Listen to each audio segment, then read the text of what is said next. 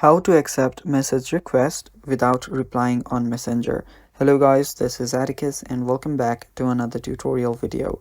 In today's video, I'll teach you guys how you can accept message request without replying on Messenger.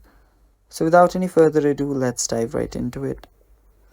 So the first step you'll have to do is just open up your Messenger app.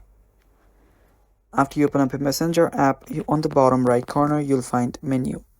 Tap on menu. And there you will find an option called message requests. Head over to message request to see all of your requests. Now there you will find two sections. I'll just head over to spam and there is a message request there. So let me just open that up and there you go. Now to accept the message request without replying, you'll just have to tap on this accept option. Tap on the accept option in the bottom right corner.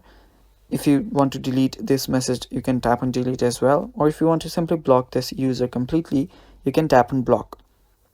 But since this video is about accepting the message, just tap on the accept button and there we go. You have just accepted the message request. Now you can reply to them as well. And that's basically how you do it, guys. Thanks for watching. Stay tuned.